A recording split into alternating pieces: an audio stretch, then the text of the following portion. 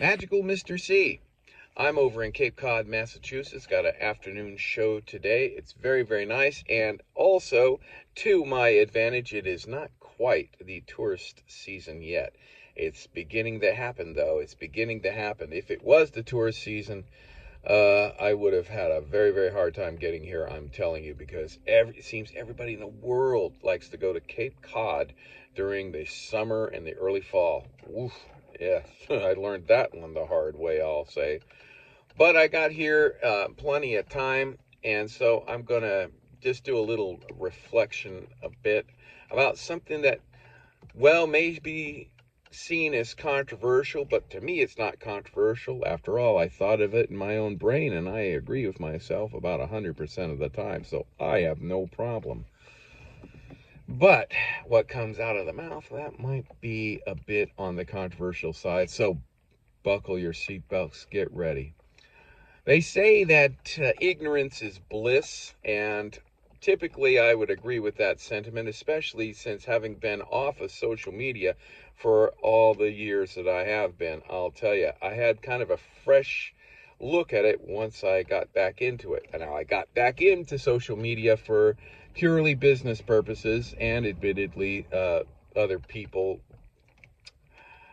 convinced me to go back on social media to keep up to date with friends and family and so forth. So I did. I got back onto social media.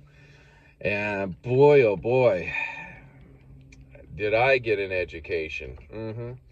What I mean is that I've seen a lot of magicians post on social media magic effects that they do very well, and then they expose it.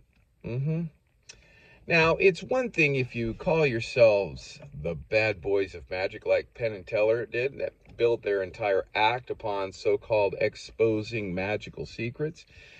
But yet they did it in a respectful sort of way, and besides that, you knew going in to watching their show that that's exactly what they're going to do, and they held true to that.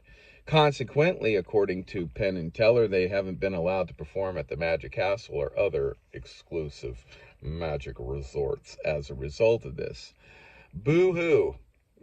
I don't think it's hurt them too well. Yeah. So, that said, what about the magicians that do make their living fooling people, and then those very same magicians going on the internet and exposing the secrets? They could be simple tricks. That's not the point. The fact is that they're blowing it. They're exposing it, and sometimes it's with effects that, quite frankly, I make my living performing for people. Now, I get a little annoyed at that because I work hard for a living. I really do. I travel to the place, I unpack my gear, I set it up, and I execute it. Yes, and not to mention all of the many hours and years preparing for the actual presentation. Yeah, well, I take comfort in one sense, though.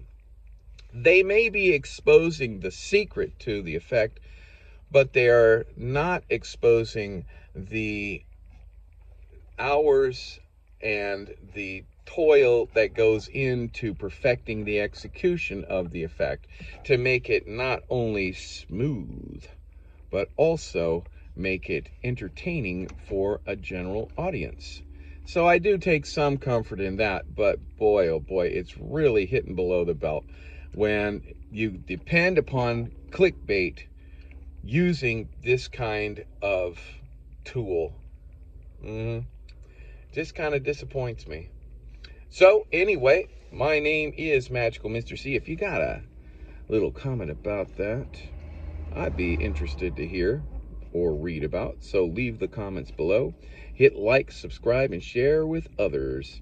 And I'm mucho apreciado. Again, Magical Mr. C, signing off.